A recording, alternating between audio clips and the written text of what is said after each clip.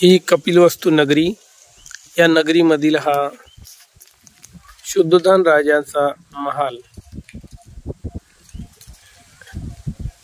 या महालाचा परिसर भरपूर मोठा आहे।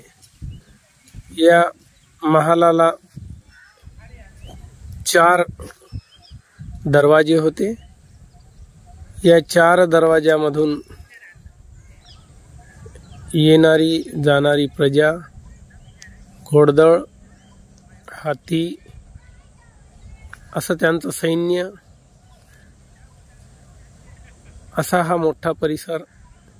यामध्ये राजकुमार सिद्धार्थासाठी बनवलेले 3 महाल, थंडीसाठी, पावसाळ्यासाठी आणि उन्हाळ्यासाठी असे 3 महाल बांधण्यात आले। असा हा शुद्धोधन राजाचा ऐतिहासिक महाल। याचे फक्त आता अवशेष उरलेले आहे। इतिहास रूपाने जाणण्यासाठी, अभ्यास करण्यासाठी फक्त या नगराचे अवशेष बाकी आहे। ते आपण बघू शकतो। याचा परिसर किती मोठा आहे। पूर्वीपेक्षा भरपूर या ठिकाणी येणं जाणं करण्यासाठी सुविधा केलेली आहे। पाट्या लावून जाण्या येण्याकरिता मार्ग बनवलेले आहे। सिक्युरिटी गार्डची नियुक्ती केलेली आहे। भरपूर सुधार करण्यात आलेला आहे।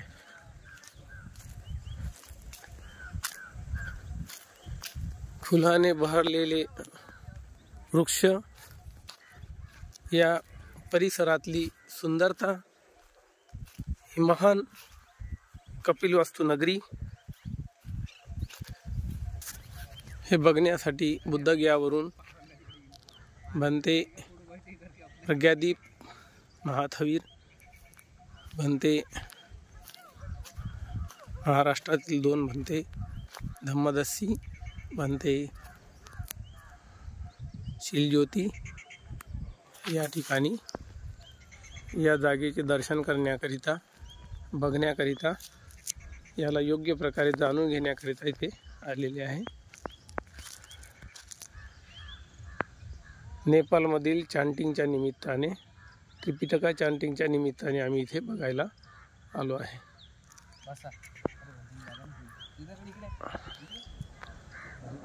फुलाने बहरलेलं वृक्ष,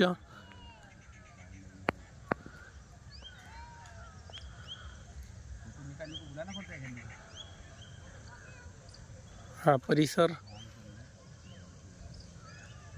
खूप मोठा परिसर आहे। या परिसराच्या कोपऱ्यामध्ये शुद्धोधन राजा आणि महामाया यांची समाधी बनवलेली आहे। त्या गेटकडे बाजूला कंठक या घोड्याची समाधी आहे। जिथे तोरण लावलेले आहे त्याच्या पाठीमागे कंठक घोड्याची समाधी आहे।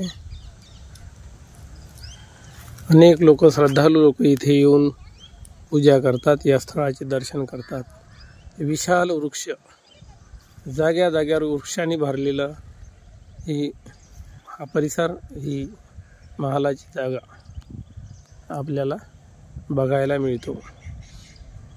हा इतिहास आज अवशेष रूपाने शिल्लक आहे। याचा आपण अभ्यास करू शकतो।